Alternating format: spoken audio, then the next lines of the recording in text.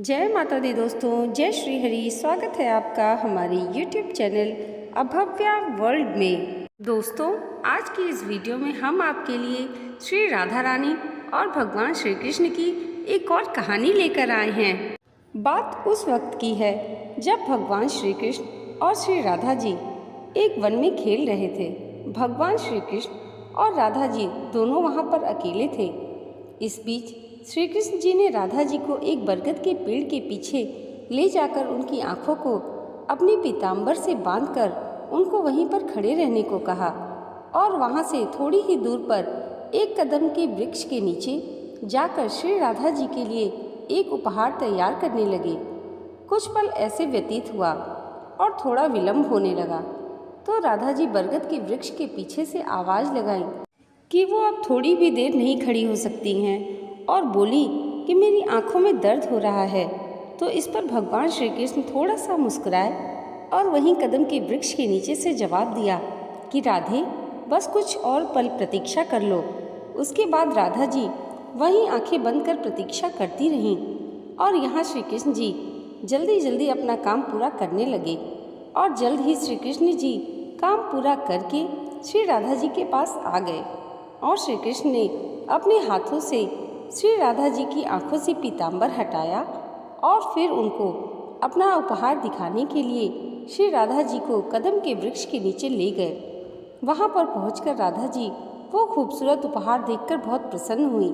श्री राधा जी ने जब देखा एक विशाल फूलों से सजा हुआ झूला देखा तो वो एक छोटी बच्ची की भांति हंसते हुए उस झूले से जा लिपटी। भगवान श्री कृष्ण ने बड़ी लगन से ये उपहार श्री राधा रानी के लिए तैयार किया था। फिर राधा जी उस झूले पर बैठकर श्री कृष्ण जी से बोलती हैं, कान्हा, पीछे से थोड़ा झूले को धक्का तो दे दो।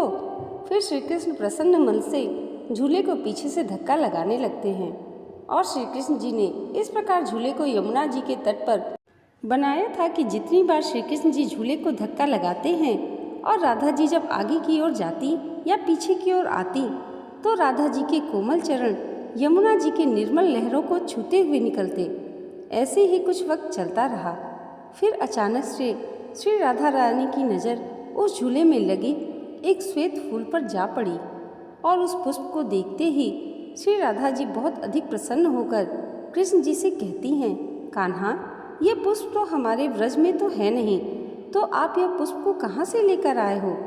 इस बात पर भगवान श्री कृष्ण मुस्कुराते हुए बोले कि मैं ये त्रेता युग से लाया हूँ। राधा बोली, त्रेता युग? ये सुनकर राधा जी को बहुत आश्चर्य हुआ और फिर पूछी कि त्रेता युग से कैसे?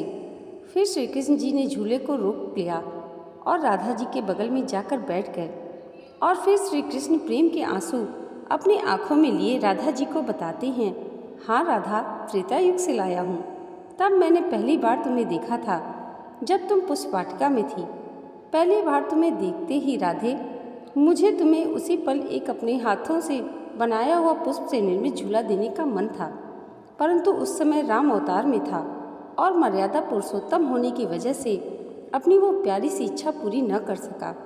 लेकिन मैंने आज के इसी खूबसूरत दिन के लिए उस वक्त कुछ श्वेत पुष्प अपने पास संभाल कर रख लिए थे और आज जब समय आया तो मैंने अपने वर्षों की इच्छा पूरी कर तुम्हें ये प्यारा सा उपहार देना चाहा और मेरी यह इच्छा पूरी हुई। यह सुनकर राधा जी की आंखें खुशी के मारे नम हो गईं और उन्होंने श्री कृष्ण के कोमल हाथों को चूम लिया।